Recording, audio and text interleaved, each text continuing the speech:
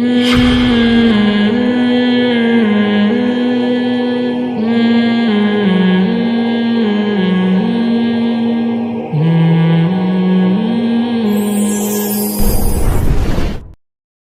آیت کی ایک اور تفسیر حضرت علی رضی اللہ تعالیٰ عنہ کی طرف بھی منسوب کی جاتی ہے. اس میں وہ کہتے ہیں الباقیات الصالحات سے مراد ہے بیٹیاں. حضرت علی رضی اللہ تعالیٰ عنہ فرماتے ہیں کہ اس سے مراد ہے بیٹیاں. اور اس کی دلیل کیا ہے, اس کا قرینہ کیا ہے کہ اللہ تعالیٰ نے پہلے بیٹوں کا تذکرہ کیا. المال والبنون زینت الحیات الدنیا, مال اور بیٹے یہ دنیاوی زندگی کی زینت ہیں اور باقی رہنے والی صالح چیزیں. تو اس میں اللہ نے اعمال کا لفظ صراحتاً ذکر نہیں کیا. تو اس میں اس بات کا قرینہ ہے کہ عرب جو فخر کیا کرتے تھے بیٹوں پر کہ یہ ہماری زینت ہے, یہ ہماری ایک شو مارا کرتے تھے, تو اللہ نے اس کے بیٹوں کے بدلے میں اللہ نے ذکر کیا باقی رہنے والی وہ نیک عورتیں ہیں. الصالحات میں تو مطلق صالح کا لفظ ہے نا, اب ہمیں نہیں پتہ اس سے اعمال مراد ہے یا اولاد مراد ہے. تو چونکہ یہ مؤنث کا لفظ ہے تو اس لیے اس سے میں اس بات کا واضح قرینہ موجود ہے کہ اس سے بیٹیاں مراد ہو سکتی ہیں, کیونکہ بیٹوں کے مقابلے میں ان کو ذکر کیا جا رہا ہے. تو اللہ نے ان بیٹیوں کا تذکرہ اشارتاً کیا کہ اصل جو چیز ہے وہ باقی رہنے والی بیٹیاں ہیں. کیا مطلب کہ بیٹوں پہ عرب لوگ فخر کیا کرتے تھے اور یہ فخر ان کے جہنم میں جانے کا ذریعہ تھا, کیونکہ یہ فخر ان کو دین حق پہ چلنے سے روکتا تھا. جبکہ بیٹیوں میں فخر نہیں کرتے تھے, کیونکہ بیٹیاں تو کہا جاتا تھا, آپ بھی کہا جاتا ہے کہ جی پرائی ہوتی ہیں اور وہ تو رخصت ہو کے گھر سے چلی جائیں گی, اور وہ تو ہمیں نہ جنگوں میں کام آتی ہیں نہ وہ ہمیں کما کے دیتی ہیں. تو جبکہ رسول اللہ صلی اللہ علیہ وسلم نے اس کے مقابلے میں کیا فرمایا, جس نے 3 بیٹیوں کی کفالت کی میں اس کے لیے جنت کی ضمانت لیتا ہوں. جبکہ ایسی ضمانت آپ صلی اللہ علیہ وسلم نے بیٹوں کی کفالت میں نہیں لی. وجہ کیا ہے کہ یہ تو صرف اللہ کی مخلوق سمجھ کے آپ ان کو پال رہے ہو نا, ان سے آپ کا کوئی دنیاوی مفاد تو ہے نہیں. تو اس لیے اللہ نے فرمایا کہ جس اولاد کو تم دنیا کی زینت سمجھتے ہو وہ صرف دنیا کی حد تک ہی زینت ہے.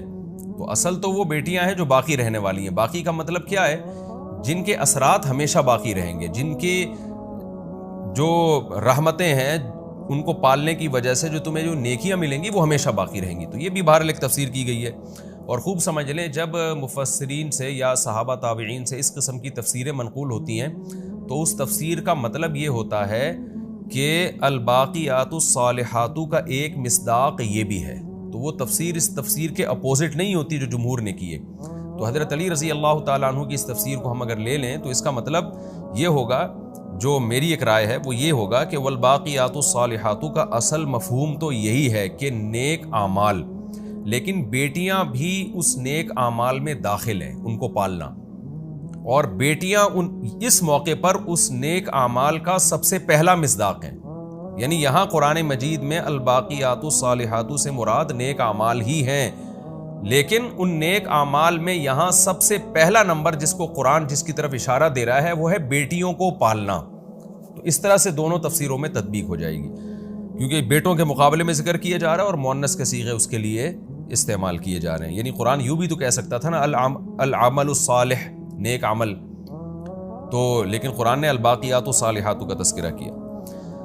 آگے قرآن کہتا ہے, اچھا اس آیت سے علماء نے استدلال پردے پر بھی استدلال کیا ہے کہ دیکھیں قرآن کہہ رہا ہے کہ بیٹے زینت ہیں, تو زینت ہمیشہ دکھائی جاتی ہے, جبکہ بیٹیوں کو اللہ نے زینت نہیں کہا. اس سے پتہ چلتا ہے بیٹیاں چھپانے کی چیز ہیں, پبلک کو دکھانے کی چیز نہیں ہے. یعنی جب بیٹیاں جوان ہو جاتی ہیں تو وہ چھپانے کی چیز ہیں, گھر کی 4 دیواری میں یا کہیں بھی جانا ہو تو پردے کے ساتھ جائیں. تو بیٹے ہیں جو زینت کا ذریعہ بنتے ہیں, دنیاوی زینت. آخرت میں تو ظاہر ہے وہ بیٹیوں کو پالنے کے فضائل اسلام میں زیادہ ہیں, لیکن دنیاوی زینت کے اعتبار سے زینت اسی چیز کو کہا جاتا ہے نا جو نمایاں کی جاتی ہے. تو اس میں اللہ نے یہ مانا ہے کہ بیٹے دنیا کی زینت ہیں. وہ اس کا انکار تو نہیں کیا اللہ تعالیٰ نے, انکار اس بات کا کیا کہ اس زینت پر فخر نہ کرو اور اللہ سے غافل ہو. تو اس سے بھی پتہ چلتا ہے کہ بیٹے تو دکھائے جائیں گے اور ان کو آپ لے کے جائیں, ہر جگہ تعارف کروائیں. بیٹیوں کو چھپایا جائے گا, وہ باپ کے گھر سے رخصت ہو کے شوہر کے گھر میں جائیں گی. وَيَوْمَ نُسَيِّرُ الْجِبَالَ وَتَرَى الْأَرْضَ بَارِزَةً. اب چونکہ قرآن بار بار اس دنیا کا دار فانی ہونا بیان کر رہا ہے کہ دنیا فنا ہونے والی ہے, ختم ہونے والی ہے, تو اب دنیا کیسے ختم ہوگی, کھیتیاں کیسے ختم ہوتی ہیں, اس کی تو اللہ نے مثال دے دی.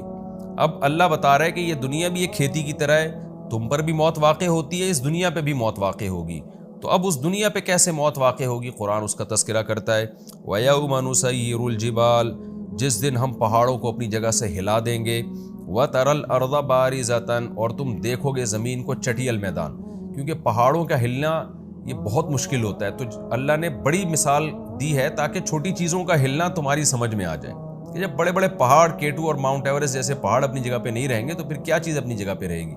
اللہ اس کو ختم کر دے گا اور زمین ایک چٹیل میدان بن جائے گی، پھر اس کے بعد دوبارہ جو سور پھونکا جائے گا پھر کیا ہوگا؟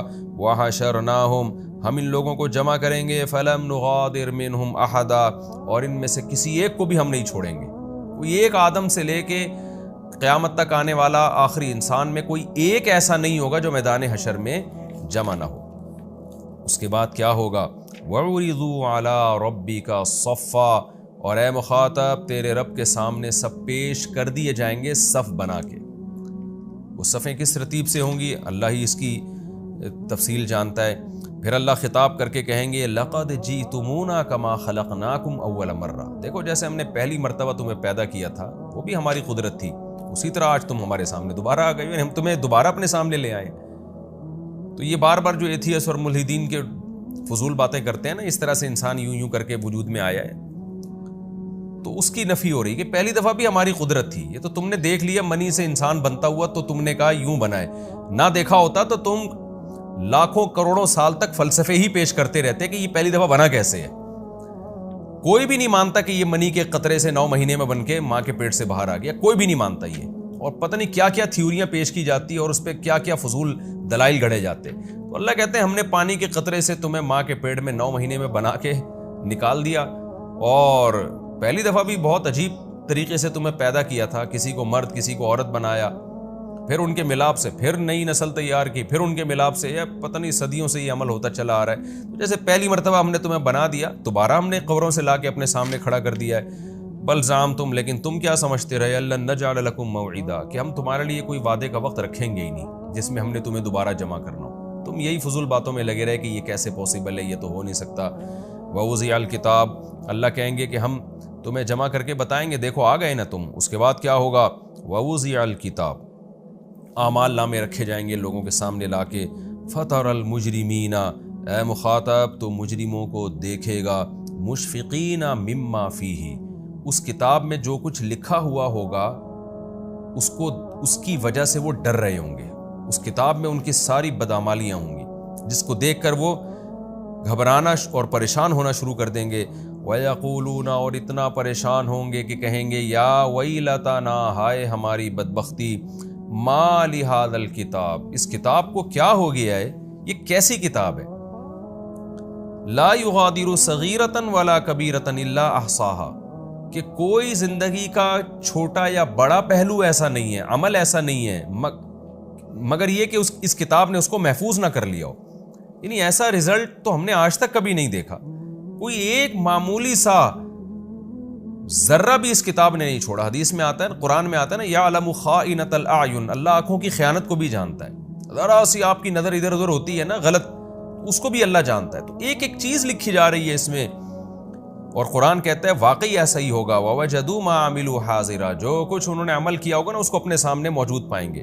وَلَا يَظْلِمُ رَبُّكَ أَحَدًا، اور اے مخاطب تیرا رب کسی پہ ظلم نہیں کرے گا۔ کیا مطلب؟ ایسا نہیں ہوگا کہ کوئی بدعملی کی نہ ہو اور تیرے رب نے اس اعمال نامے میں زبردستی لکھ دی ہو، اور ایسا بھی نہیں کرے گا کہ کوئی بدعملی کی نہیں ہو اور اللہ اس کی سزا دینا شروع کر دے۔ تو اس لیے جو کچھ ہوگا حقیقت پر مبنی ہوگا، تبھی ان کی چیخیں نکلیں گی۔